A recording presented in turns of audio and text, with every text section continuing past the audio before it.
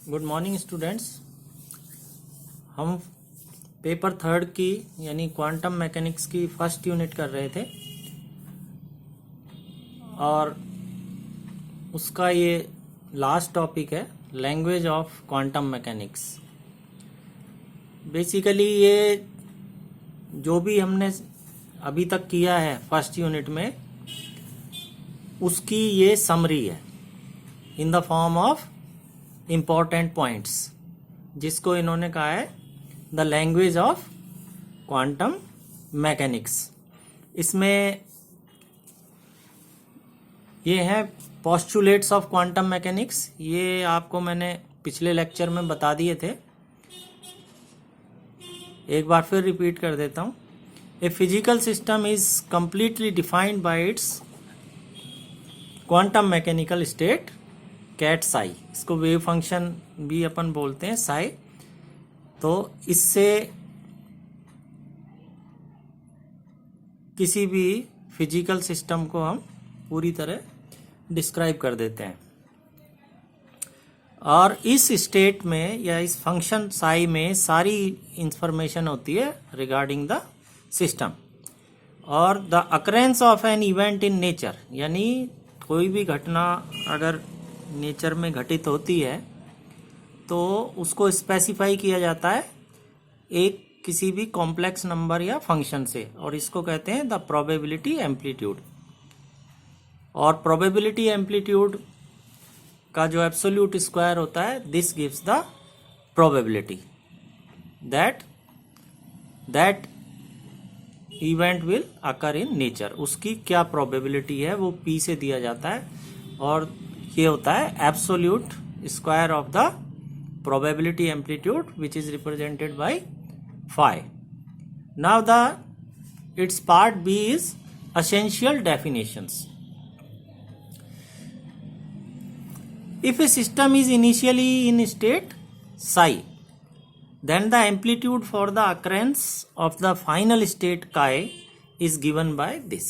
Probability amplitude हमने शुरू में आपको बताया था क्या होता है कि इनिशियली अगर साई स्टेट में है सिस्टम, तो फाइनल स्टेट काई में अगर वो पाया जाए, इसका एम्पलीट्यूड या जिसको प्रोबेबिलिटी एम्पलीट्यूड कहते हैं वो किससे दिया जाएगा, represented by symbol phi, and it is given by psi chi. Then fourth point is, ये पॉइंट हमें क्या बताता है कि किसी भी आर्बिट्ररी क्वांटम मैकेनिकल स्टेट को हम किस तरह से रिप्रेजेंट करते हैं, यानी उसके लिए क्या एक्सप्रेशन होता है। तो ये हमें पता है, हमने इसको बहुत बार यूज कर लिया है। Any arbitrary state can be represented by a linear superposition of complete set of basis states i, और ये ऑर्थोनॉर्मल स्टेट्स हैं। तो साई एनी आर्बिट्ररी स्टेट, इसको कैसे देते हैं, सिग्मा आई कैट आई, और ये प्रोबेबिलिटी एम्पलीट्यूड साई आई। ये प्रोबेबिलिटी एम्पलीट्यूड कहलाते हैं, या इनको एक्सपेंशन कोफिशिएंट्स भी कहते हैं, और इनको हम रिप्रेजेंट करते हैं ए आई से। यानी अगर बेसिस स्टेट्स टोटल n हैं 1 to n, तो एक्सपेंशन कोफिशिएंट्स क्या होंगे, A1 A2 A3 up to AN। So these are the probability amplitudes. तो ये जो क्वांटम मैकेनिकल स्टेट है, this is a vector in Hilbert state. Now the consequent relations. तो fifth point है the basis states I,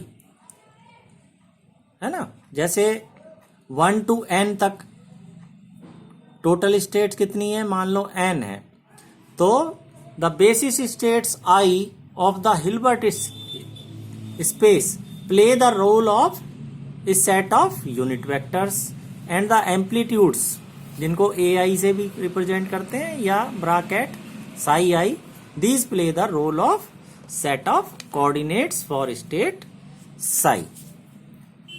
A Hilbert space can have a discrete और a continuous set of basis states, यानी जो basis states हैं वो discrete भी हो सकती हैं Hilbert space में या continuous भी हो सकती हैं.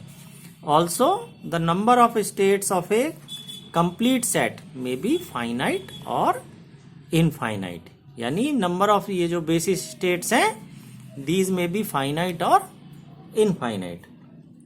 Then we move over to the sixth point. It is always possible to choose the basis states within a complete set to be orthogonal to one another. ये कैसी होती हैं? Orthogonal to one another and normalized to unity. यानी in combined way we can say these basis states are a complete set of orthonormal states. ठीक है, तो these are orthogonal to one another and normalized to unity. Bracket ij is equal to del ij, where this del ij is Kronecker delta. It is also customary to normalize the state psi so that psi bracket psi this is equal to 1. Then the seventh point, ये time reversal बताता है कि the amplitude for the process where the initial and final states have been interchanged, यानी कि time reversal. तो ऐसी process का जो एम्पलीट्यूड है वो क्या हो जाएगा? That will be the complex conjugate of the original amplitude. तो ओरिजिनल जो एम्पलीट्यूड था उसका कॉम्प्लेक्स कॉन्जुगेट ये हो जाएगा जब क्या होता है? ऐसी प्रोसेस जिसमें टाइम रिवर्सल होता है. ठीक है, एक बार फिर आप पढ़ लें. The amplitude for the process where the initial and final states have been interchanged is the complex conjugate of original amplitude. जैसे हम देखो यहां इनिशियल स्टेट काय है और फाइनल स्टेट साई है. ठीक है ना. अगर हम इनको इंटरचेंज कर दें, यानी काई की जगह साई आ जाए और साई की जगह काई आ जाए, तो इनिशियल और फाइनल स्टेट आपस में क्या हो जाए? इंटरचेंज हो जाए. तो इस प्रोसेस में जो नया एम्पलीट्यूड होगा वो क्या होगा? पुराने एम्पलीट्यूड का कॉम्प्लेक्स कॉन्जुगेट होगा.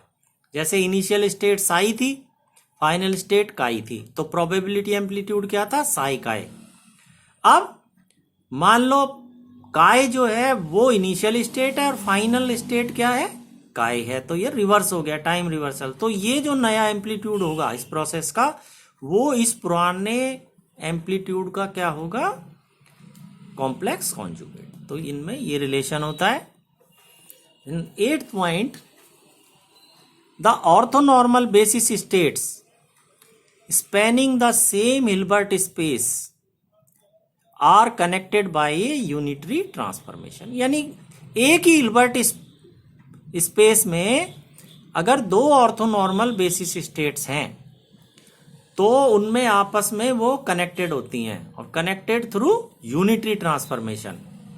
ठीक है, यानी जो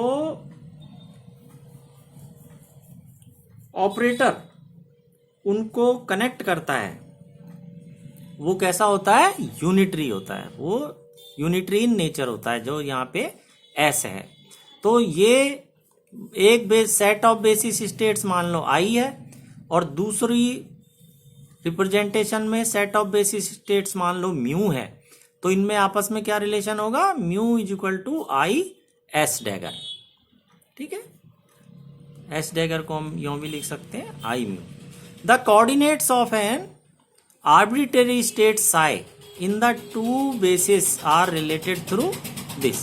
ये हम सारी जो इक्वेशंस हैं, रिलेशंस हैं, ये हम कर चुके हैं. where the transformation matrix S must be unitary. अब ये तो इसकी कंडीशन है कि ट्रांसफॉर्मेशन मैट्रिक्स यूनिटरी होनी चाहिए. और यूनिटरी मैट्रिक्स कौन सी होती है? जिसमें कि S inverse is equal to S dagger, यानी उस मैट्रिक्स का जो इनवर्स है और उसका जो हर्मिशियन कॉन्जुगेट है वो सेम होने चाहिए, दोनों समान होने चाहिए। या इसको हम यूं भी लिख सकते हैं, इसको अगर हम इधर ले आए तो ये हो जाएगा S dagger S is equal to 1, यानी 1 means unit matrix. S dagger S is equal to a unit matrix. तो a unitary transformation preserves the normalization of state vectors, यानी ट्रांसफॉर्मेशन के बाद भी जो नई स्टेट है वो नॉर्मलाइज्ड ही रहती है। वो पहले नॉर्मलाइज्ड थी और after a unitary transformation the state which we get is still remains normalized, वो फिर भी नॉर्मलाइज्ड ही रहती है। तो ये हमारे 8 पॉइंट्स हो गए। इसके अलावा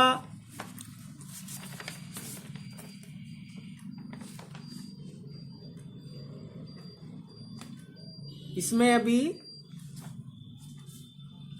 4-5 पॉइंट और हैं, उनको हम फटाफट देख लेते हैं। हमने हालांकि ये किए हुए हैं। 9th point, for a complete set of states the closure relation, this closure relation हमें पता है, this remains always valid.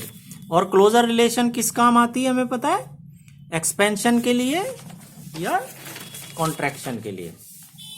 It is used to expand और contract relation between amplitudes and states. Then operators, 10th point, operator act on state to produce a different और same state. तो देखो ये operator Sai पे operate कर रहा है और एक डिफरेंट स्टेट काई हमें मिल रही है। ठीक है, ये हमने करा हुआ है, ये रिलेशन भी करी है। फिर 11th point, when an operator reproduce this the same state. ये देखो ये साई पे ऑपरेट कर रहा है ऑपरेटर ए और वही साई स्टेट मिल रही है ना। तो ये जो नंबर है A, then the state psi is an eigen state of this operator A with eigen value A. ये जो ए है ये इसकी आइगन वैल्यू होगी। कब? जब operator reproduce the same state on which it acts. Then hermitian operators हमें पता है कौन से होते हैं। अगर एच डैगर बराबर एच हो तो ये ऑपरेटर एच कैसा होगा, हर्मिशियन होगा, है ना। इसके अलावा the eigen states of an hermitian operators can be chosen mutually orthogonal and normalized. Also their eigen values are always real. ये हमने किया था, आइगन वैल्यूज जो हैं इनकी हर्मिशियन ऑपरेटर्स की क्या होती हैं, रियल होती हैं।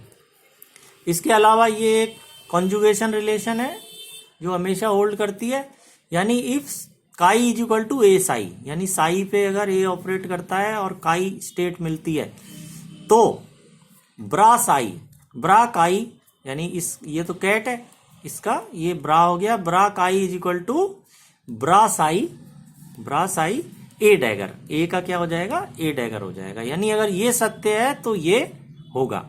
इसके अलावा if A psi is equal to A psi psi, यानी आइगन वैल्यू इक्वेशन है, अगर ये सही है देन ए की जगह ए डैगर साई, यानी इस ऑपरेटर का हर्मिशियन कॉन्जुगेट अगर इस पे ऑपरेट करे, इस स्टेट साई पे ही जो पहले थी, तो अब जो आइगन वैल्यू होगी वो पुरानी वाली आइगन वैल्यू का कॉम्प्लेक्स कॉन्जुगेट होगी। ठीक है, तो अगर ये रिलेशन है तो ये होल्ड करेगी, ये रिलेशन है तो ये होल्ड करेगी। इसके अलावा the matrix elements of product of two operators, ये दो ऑपरेटर हैं ए बी, इनका प्रोडक्ट करें तो हमें मान लो ये नई मैट्रिक्स मिलती है C cap is equal to A B. ठीक है, तो ऐसी मैट्रिक्स के जो इनके प्रोडक्ट से प्राप्त हो रही है उसके एलिमेंट्स इस इक्वेशन से हम निकाल सकते हैं। The two operators A and B are set to commute, ये कम्यूट करेंगे when A B is equal to B A, यानी ए बी प्रोडक्ट निकालें फिर बी ए प्रोडक्ट निकालें। अगर ये दोनों इक्वल हों तो हम कहेंगे ये ऑपरेटर ए और बी कम्यूट करते हैं। लेकिन इन जनरल जो है ये मैट्रिक्स कम्यूट नहीं करती हैं, यानी A B is never equal to B A.